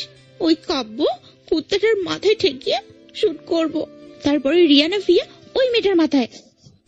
আরে কাব্য ভাইয়া আবার কি করলেন? কি করেনি জানিস? ওকে বারণ করা সত্ত্বেও অফিসে গিয়েছে। কি এমন চেয়েছিলাম ওর কাছে? একটা দিনেই তো চেয়েছিলাম। আজ অফিসে না গেলে কি হতো ওর? সেটা বুঝলাম, হয়তো অফিসে কোনো দরকারি কাজ ছিল তাই। কিন্তু রিয়াটাকে আর ওকে তুই মারবি কেন? আরে কোনো কাজ না, এগুলো শুধু বাহানা। আমার কি মনে হয় জানিস, ওই রিয়া মেয়েটা আমার কাব্যের উপর জাদু করেছে। আমি যখনই ফোন করি কাব্যের ফোনটা ওর হাতে থাকে। আর কুত্তাটাকেও বলেছি ওই মেয়েটাকে বিয়ে থেকে চেঞ্জ করতে, কিন্তু করেনি। কেন জানিস? কেন? গালে হাত দিয়ে বলল সামিরা। আমার মনে হয় ওদের দুজনের মধ্যে নিশ্চয়ই কিছু একটা চলছে। You mean? I mean relation. পরকিয়া? এই চুপ, একদম চুপ। আর কখনো বলবি না ওই খারাপ কথাটা, শুনলে মাথা খারাপ হয়ে যায়। তো এক কাজ কর, গোয়েন্দাগিরি শুরু করে দে না। সেটাই করব। তো যা, অফিসে গিয়ে দেখ কি করছে ওরা। আমার মনে হয় তুই ভুল ভাবছিস। আসলে কাব্য ভাইয়ার মতো ভালো মানুষ। মুচকি হেসে বলল সামিরা। রাগী চোখে তাকালো তিথি, যেন চোখ দিয়ে গুলি ছুড়বে। তোর সাথে রিলেশন চলছে ওই কুত্তি? এ ছি, কি বলিস এসব? তাহলে ওর পক্ষ নিয়েছিস কেন? আরে আমি তো এমনি বললাম, কাব্য ভাইয়া তোকে কত ভালোবাসে, উনি এরকম খারাপ কাজ করতেই পারে না। তা ঠিক, কিন্তু কোন রকম যদি জাদু করে নেয় ওই শাকচুন্নিটা আমার কাব্যকে। ঠোঁট ভেঙে বলল তিথি। তাও ঠিক। দুজনে ভাবুক হয়ে বসে রইল। রিয়া জানালো যে তিথির নাম্বার থেকে একটা কল এসেছিল, কিন্তু কোনো কথা না বলেই কল কেটে দিয়েছে। বউটাকে একা ফেলে চলে এলাম অফিসে। আসলে আজ একটা কোম্পানির সাথে প্রেজেন্টেশন ছিল, তাই মোবাইল হাতে নিয়ে ভাবলাম কল করব। না, কল করব না। আজ খুব বড় একটা সারপ্রাইজ দেবো পিচ্চি বউটাকে। তিথির জন্মদিন কাল, প্রথম উইশটা আমি করব। অবশ্য তিথির তো মনে হয় ওর জন্মদিনের কথা মনেই নেই, থাকবে কি করে? পিচ্চির আবার মনে থাকা, অজান্তে হেসে দিলাম। কিরে একা একা হাসছিস যে? না না, এমনি। এমনই কেউ হাসে? ব্যাপার কি? দুষ্টুমি হেসে বলল রিয়া। আমি চুলে হাত বুলোতে বুলোতে বললাম, না না, হঠাৎ করে তিথির কথা মনে পড়ে গেল তো, তাই আর কি। মিষ্টি একটা বউ পেয়েছিস, যেমন সুন্দর তেমনই তার ভালোবাসা, তাই না? তার বলতে দেখেছিস সামিরা, এখনো একটাও কল করেনি। এই বুঝি তার ভালোবাসা? আরে কাঁদছিস কেন? কি করব বল, আমি নিজে থেকে কাঁদছি নাকি? তো আমার তো এমনি এমনি কান্না পাচ্ছে। এমনি এমনিও কান্না পায় কারোর? জানি না, তবে আমার পায়। আচ্ছা এখন তুই যা, আমার ভালো লাগছে না। সারাদিন কাটলো, একটা কলও করলো না কাব্য। বুঝি তো, সব বুঝি। আমাকে আর ভালো লাগে না, ওই শাকচুন্নিকেই ভালো লাগে। আচ্ছা আমি একটা কল করে দেখি। কল করবে না করেও কল করলো তিথি। আরে ফোন তো সুইচ অফ, তাহলে এই কাণ্ড। বাহ, ভালো তো, একটু ফোনও করলো না, আর এখন ফোন বন্ধ করে রেখেছে। তিথি প্রচন্ড কান্না পাচ্ছে। ফোন সুইচ অফ করে রেখেছি, জানি তিথি ফোন করছে। ফোন সুইচ অফে বোধহয় রাগে কেঁদেও ফেলেছে। কিন্তু একটু পরে যে ওর জন্য সারপ্রাইজ অপেক্ষা করছে, সেটা কি কখনো ভাবতে পারছে তিথি? একটা পার্টি অ্যারেঞ্জ করেছি কাল সন্ধ্যায়। আব্বু আম্মু জানে তিথি বার্থডে, বাসাই করেছি। তিথি নিশ্চয়ই খুব খুশি হবে। এখন বসে আছি, মুচকি মুচকি হাসছি। রাত 12টা বাজতে চলল। গাড়ি নিয়ে সোজা তিথির বাসা নিচে এসে দাঁড়িয়েছি। গাড়িতে হেলান দিয়ে দাঁড়িয়ে ফোন করলাম তিথিকে। সারা রাত কান্না করেছে তিথি, খুব কান্না পেয়েছে ওর, কারণ কাব্য তাকে কল করেনি। মাত্র একটু একটু চোখ লেগেছে, খুব গাঢ় ঘুম ভর করে এসেছে চোখে। একটু ঘুমোলো, তখনই মোবাইলে কল আসলো। প্রচন্ড শব্দে জেগে উঠল তিথি। বিরক্তি নিয়ে তাকালো ফোনের দিকে, রিসিভ করলো। হ্যালো তিথি? হ্যাঁ। একটু নিচে আসবে প্লিজ, বলেই ফোনটা কেটে দিলাম। আসুক না নিচে, তারপর না হয়। ঘুমে দুলতে দুলতে নিচে আসলো তিথি। আমি দেখেই বুঝতে পারলাম তিথি ঘুমিয়েছিল। নিচে এসেই বড় করে হাই তুলল। হাঁটু গেড়ে ফুলটা এগিয়ে দিলাম তিথির দিকে। আমি খুব খুশি, কারণ তুমি আজ জন্মগ্রহণ করেছিলে, তাই তো আমি তোমাকে আমার বউ হিসেবে পেয়েছি। ধন্যবাদ জানাই সৃষ্টিকর্তাকে, ধন্যবাদ জানাই আমার শ্বশুর শাশুড়িকে, বলে একটু মুচকে হাসলাম। একটু বিরতি দিলাম, তারপর শুরু করলাম। তোমার জন্মটা বোধ হয় এই বুড়োটার জন্যই হয়েছিল। অনেক তো হয়ে গেছিল বয়স, কিন্তু বিয়েতে তেমন ইন্টারেস্ট ছিল না। কিন্তু যখনই প্রথম দেখলাম তোমাকে, কেন জানি তখনই মনে হয়েছিল এখনই বিয়ে করে নি তোমাকে। সত্যি খুবই সৌভাগ্যবান আমি, তাই তো তোমাকে পেয়েছি। পরিশেষে খুব খুব খুব ভালোবাসি তোমাকে। I love you Tithi and happy birthday. হাসি মুখে বললাম কথাটা। তিথি ফুলটা হাতে নিল, কেকটা বের করে হাতের উপর নিলাম। কি কিছু বলছো না যে? এই কথাগুলো বলার জন্যই ডেকেছিলে? ফালতু এসব কথা বলার জন্য তুমি আমার ঘুম ভাঙিয়ে দিলে। Get lost. বলে তিথি বাসার দিকে চলে গেল। আমার হাত থেকে কেকটা পড়ে গেল। এসে বিছানায় শুয়ে পড়লাম। পর মুহূর্তে হুড়মুড় করে উঠে বসলাম। সমস্ত ঘুম উধাও হয়ে গেল। একটু আগে এটা কি হয়েছিল? স্বপ্ন নাকি সত্যি? ভাবতে লাগলো তিথি। না, বাস্তবেই তো ছিল। এই যে হাতে গোলাপ ফুল, একটাই গোলাপ ফুল দিয়ে কাব্য প্রপোজ করেছে। কারণ আমি বলেছিলাম আমি অপচয় করা পছন্দ করি না। তাহলে বাস্তব ছিল। তিথি যেন খুশিতে আত্মহারা হয়ে যেতে ইচ্ছে করছে। ফুলটা বুকে আঁকড়ে ধরলো। এত রাতে কাব্য আমার জন্মদিনের উইশ করতে এসছে। নিজেকে পৃথিবীর সবচেয়ে সুখী রমণী মনে হচ্ছে। পরক্ষণেই তিথির মুখ মলিন হয়ে গেল। কাব্য সত্যি যদি প্রপোজ আর বার্থডে উইশ করে থাকে, তাহলে আমি এখানে কেন? রুমে বিছানায় শুয়ে আছি কেন? আমার তো। সাথে সাথে তিথির মনে পড়লো একটু আগের ঘটনার কথা। ওয়েট ওয়েট, কি করলাম এটা আমি? তিথি দৌড়ে রুম থেকে বেরোলো, সোজা নিচে গেল। এতটা রাবিশ রাস্কেল হলাম কি করে আমি? ভাবতে ভাবতে নিচে আসলো তিথি। তিথি ভাবলো হয়তো কাব্য নিচেই রয়ে গেছে, কিন্তু নিচে গিয়ে দেখলো কাব্য নিচে নেই। আর একটু সামনে গিয়ে দেখলো গেটের সামনে একটা কেক পড়ে আছে। তিথি বসে পড়লো। কেকটা নোংরা হয়ে গেছে, তবে লেখাটা দেখা যাচ্ছে, শুভ জন্মদিন পিচ্চি বউটা। তিথির বুকটা ধক করে উঠল। কাব্য আমাকে জন্মদিনের উইশ করতে এসেছিল, কিন্তু আমি এটা কি করলাম? বুক ফেটে কান্না পাচ্ছে তিথির। প্রচন্ড ঘুমের ঘরে উল্টাপাল্টা ঘটনা ঘটিয়ে ফেলেছে তিথি। কাব্যকে বিরক্তির স্বরে কথাগুলো বলে উপরে উঠে গেছে। কি করে পারলাম এটা? তিথি ভাবছে, কি করলাম এটা? কাব্যকে কষ্ট দিয়ে ফেললাম। আমি নিজেই তো জানি না কি করে ফেলেছি। নিজের অজান্তে করে ফেলেছি এটা। কিন্তু কাব্যও চলে গেল, একটু দাঁড়াতে পারলো না। হু হু করে কেঁদে উঠল তিথি। কাব্য, আই এম সরি কাব্য। চিৎকার করে উঠল। আমি সত্যি জানি না আমি কি করে ফেলেছি এটা। মাটিতে বসে কাঁদতে লাগলো তিথি। সবচেয়ে বেশি ঘৃণা হচ্ছে নিজেকে। নিজের পাগলামিগুলোকে এখন নিজেরই অসহ্য লাগছে। এই বাচ্চামি স্বভাবটাকে তিথির অসহ্য লাগছে এই মুহূর্তে। কেকটা হাতে নিয়ে চারদিক তাকিয়ে বাসায় ঢুকে পড়লো। রুমে গিয়ে ফোন করলো কাব্যকে। Phone switch off. চিৎকার করে কাঁদতে ইচ্ছে করছে তিথির। কি রে তিথি, কি হয়েছে তোর? কাঁদছিস কেন? তিথি হাঁটু গেড়ে বসে কাঁদছিল। তিথি জড়িয়ে ধরল সামিরাকে। হু হু করে কাঁদতে লাগলো।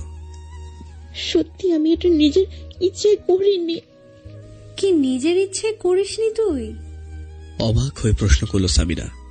তিথির পিঠে হাত বুলিয়ে দিতে দিতে বলল সামিরা, সত্যি আমি ওকে কষ্ট দিতে চাইনি।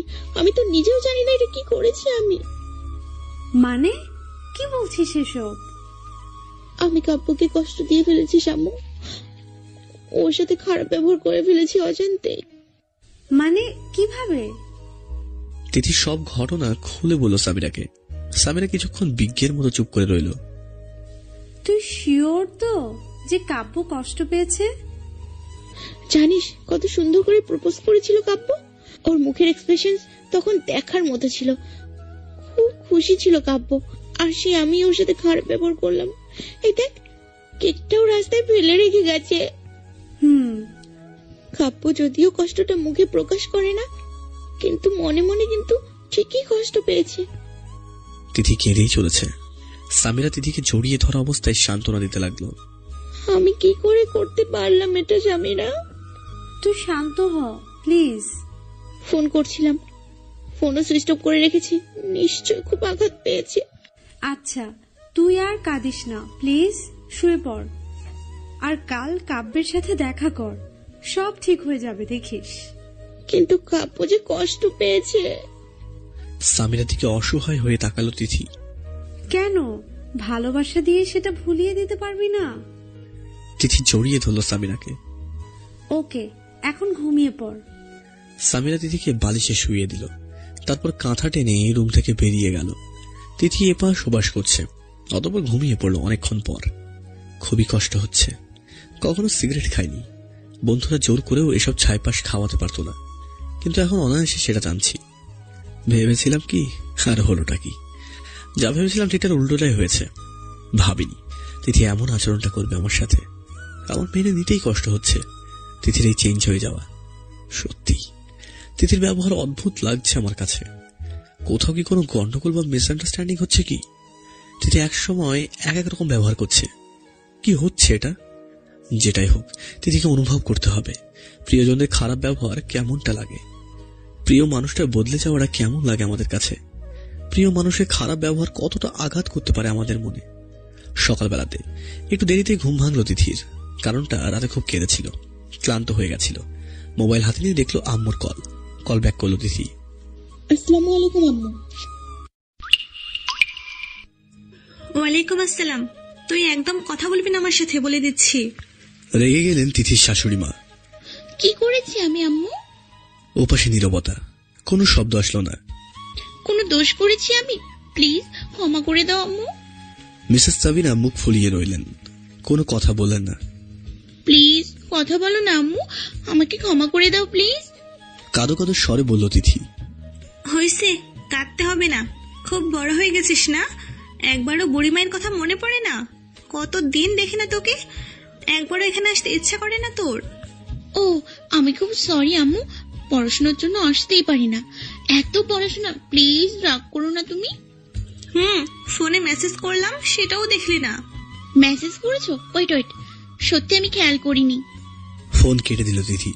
মেসেজ অপশনে ঢুকলো, আম্মুর মেসেজ। শুভ জন্মদিন আমার আম্মুটা, আমার পিচ্চি আম্মুটা। দেখতে দেখতে বড় হয়ে গেল। দোয়া করি তোর সামনের প্রতিটা দিনই যেন বেস্ট হয়। তিথি কল করলো আম্মুকে। কল রিসিভ করতে তিথি বলতে শুরু করলো, আই লাভ ইউ আম্মু, আই লাভ ইউ এলট। তোমাকে এই মুহূর্তে জড়িয়ে ধরে এতগুলো পাপ্পি দিতে ইচ্ছে করছে। সত্যি তুমি এই পৃথিবীর বেস্ট শাশুড়ি। ওই ফাজিল মেয়ে, আমি তোর শাশুড়ি, তোকে না বলেছি? বলার আগে থামিয়ে দিল তিথি। সরি, বেস্ট আম্মু তুমি। জিওবাই কামড় দিয়ে বলল তিথি। জড়িয়ে ধরতে ইচ্ছে করছে? মন খারাপ করে বলল তিথি। তাহলে চলে আয়। মানে তোর জন্মদিনের অনুষ্ঠান আয়োজন করা হয়েছে সন্ধ্যায়। কাব্য বলেনি তোকে? ও, মুখটা মলিন করে বলল তিথি। আচ্ছা, ও কোথায়? কে? কাব্য? ও তো বাসায় আছে। খুব তাড়াতাড়ি চলে আয় প্লিজ। খুব দেখতে ইচ্ছে করছে আমার পিচ্চি আম্মুটাকে। হালকা হালকা হাসল তিথি। আমি কাব্যকে পাঠাচ্ছি, তুই ব্যাগটা গুছিয়ে নে। এখানে অনেকদিন থাকতে হবে কিন্তু। ওকে। ফোন কাটতে তিথি ব্যাগ গুছাতে শুরু করলো। সামিরা রুমে ঢুকলো। এই তিথি, এরকম দৌড়াদৌড়ি করছিস কেন? আর কাপড় ব্যাগে ভরছিস কেন?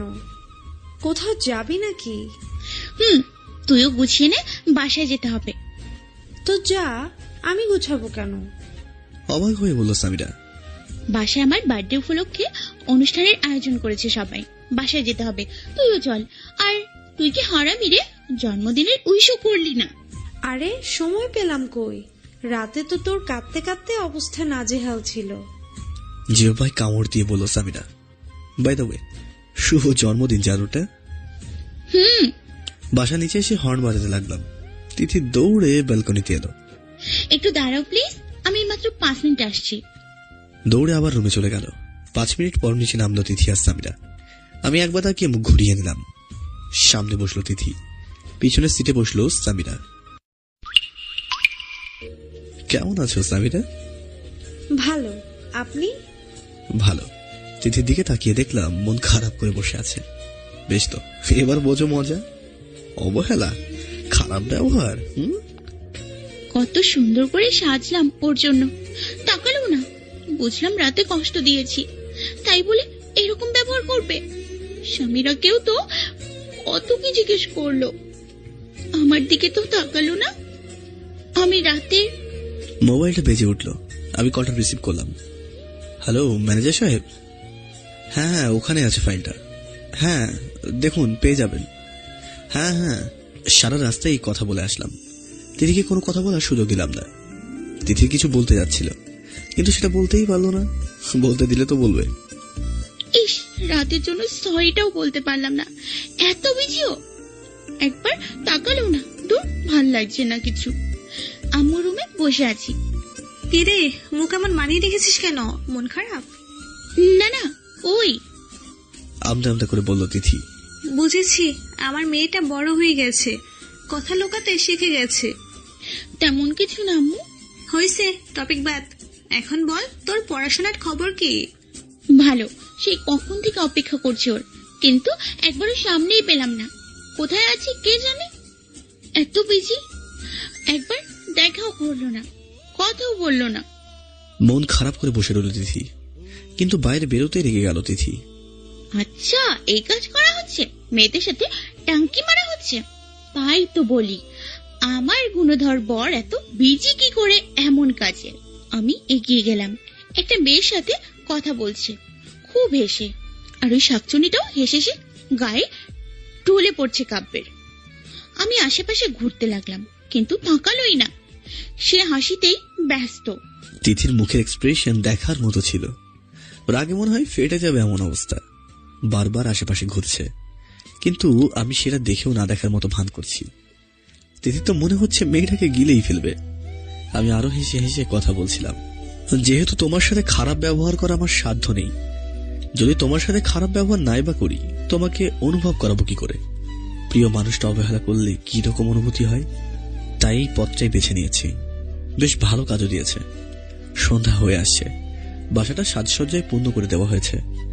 সন্ধ্যা পর্যন্ত একবারও কথা হয়নি তিথির সাথে। সবাইকে ইনভাইট করা হয়েছে, আত্মীয় স্বজন সবাইকেই।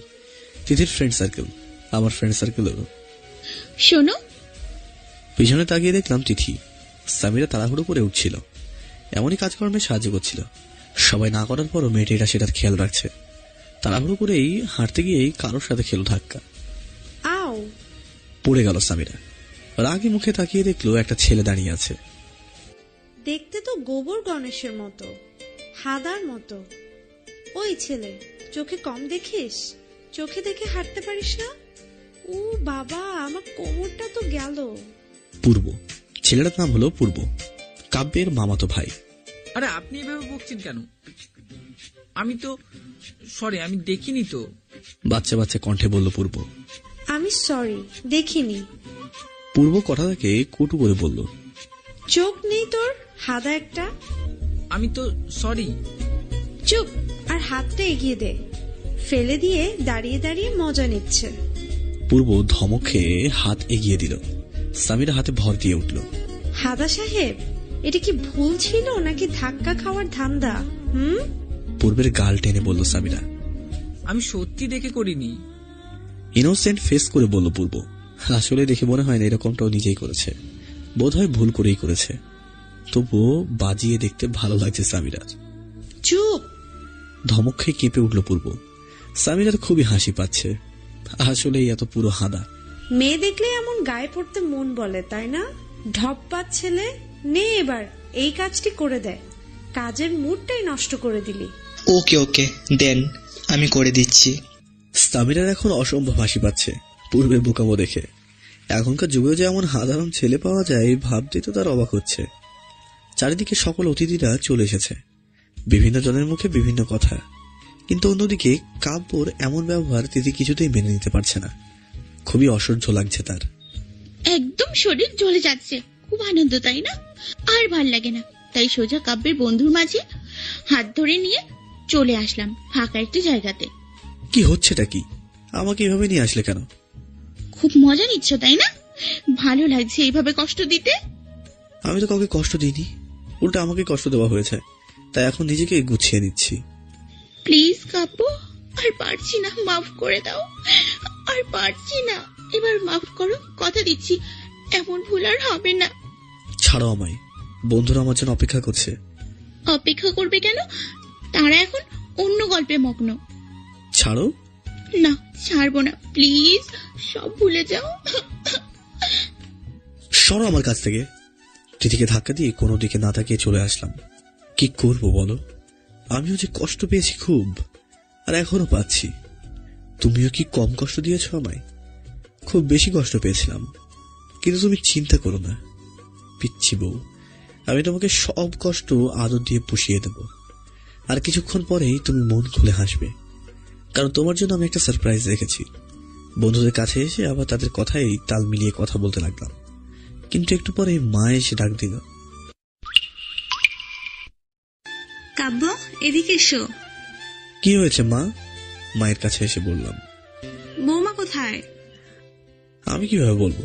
তুমি দেখো, হয়তো ওর কোনো ফ্রেন্ডের সাথে কথা বলছে। আমি অত সব বুঝি না, অনেক সময় হয়ে গেছে, অতিথিরাও চলে যাবে, তাই অনুষ্ঠান শুরু করতে হবে। তুই বৌমাকে নিয়ে আয়, আর হ্যাঁ, চোখ দুটি বন্ধ করে নিয়ে আসবি, একটা সারপ্রাইজ আছে।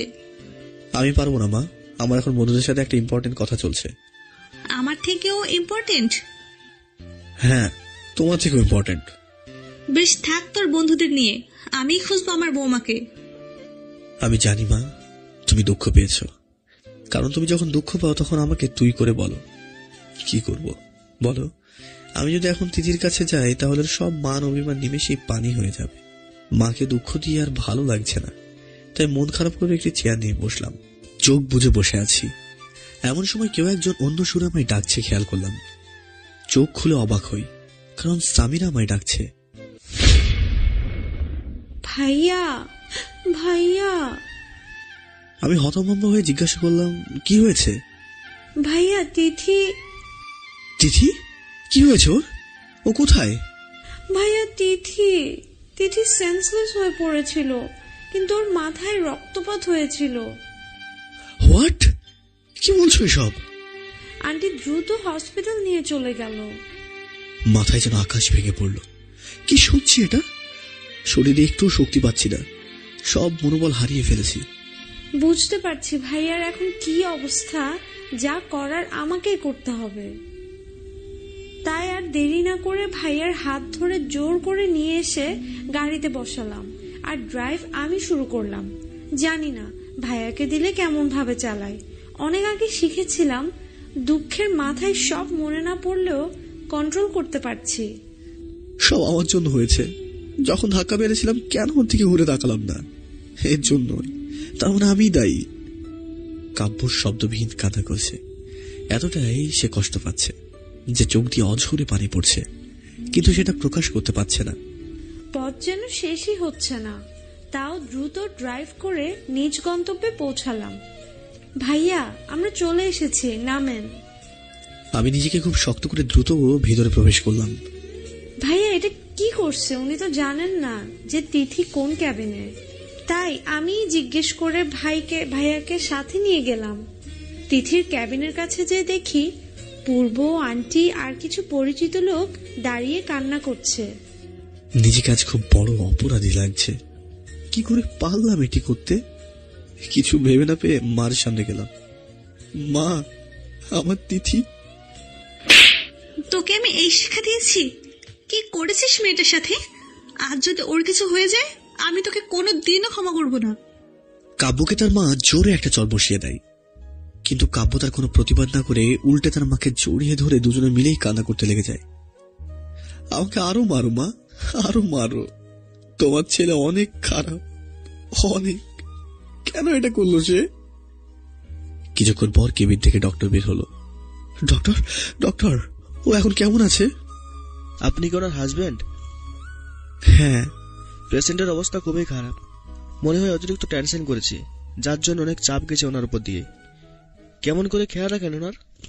জানি না, কিন্তু আজ থেকে অনেক অনেক খেয়াল রাখবো, আর ভুল হবে না। আমি কি ভিতরে যেতে পারি এখন?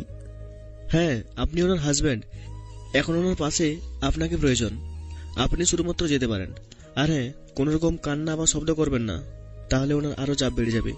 ঘুমের ইঞ্জেকশন দেওয়া আছে, সকালে জ্ঞান ফিরবে। আচ্ছা ডক্টর, ধন্যবাদ। ডক্টর চলে গেলেন।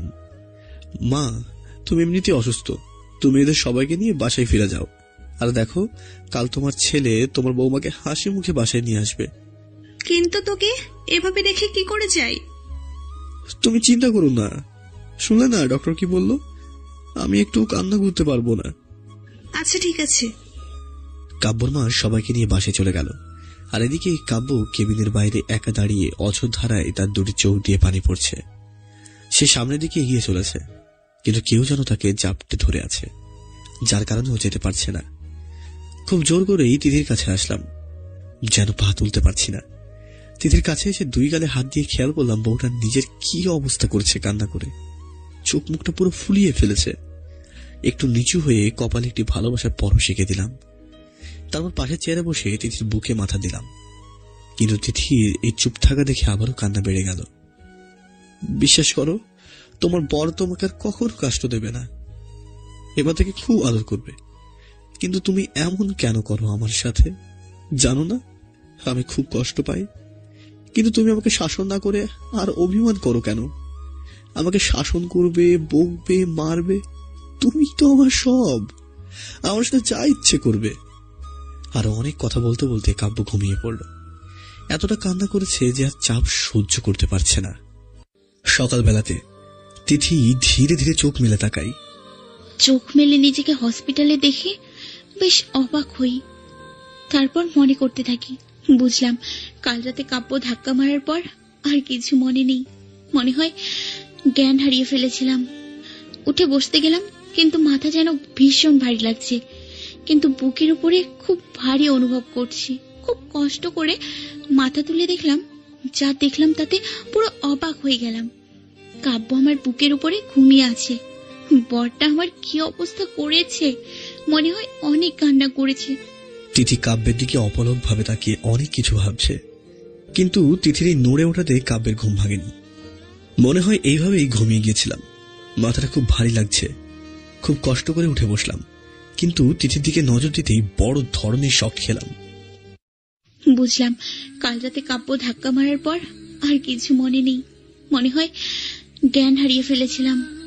উঠে বসতে গেলাম, কিন্তু মাথা যেন ভীষণ ভারী লাগছে, কিন্তু বুকের উপরে খুব ভারী অনুভব করছি।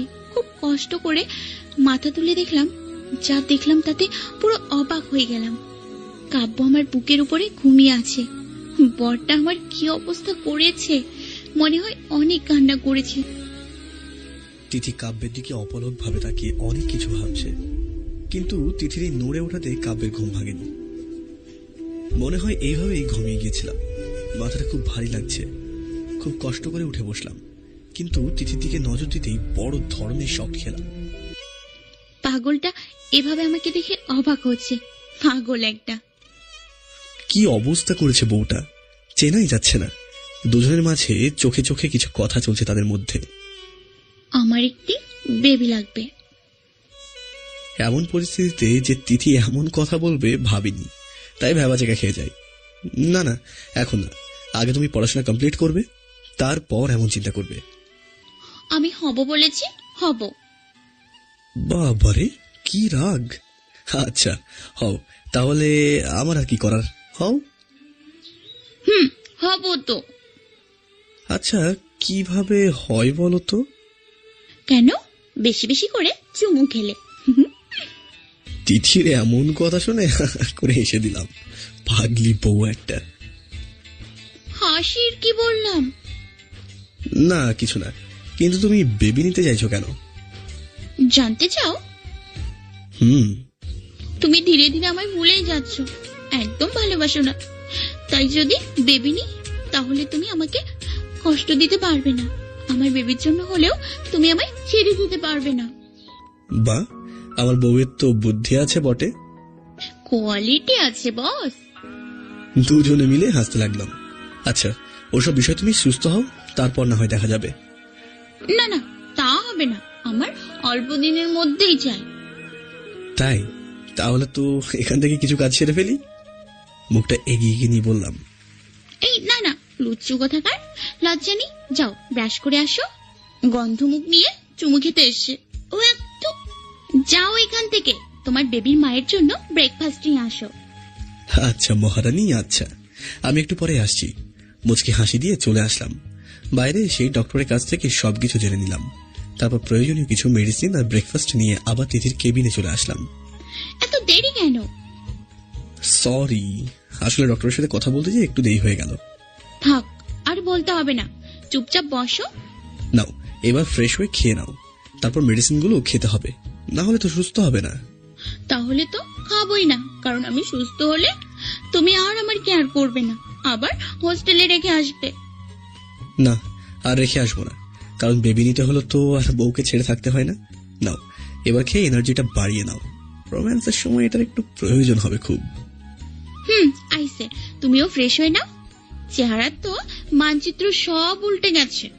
তারপর আর কি, আমরা ফ্রেশ হয়ে দুজনে মিলে একে অপরকে খাইয়ে দিলাম। এখন কেমন লাগছে? ভালো।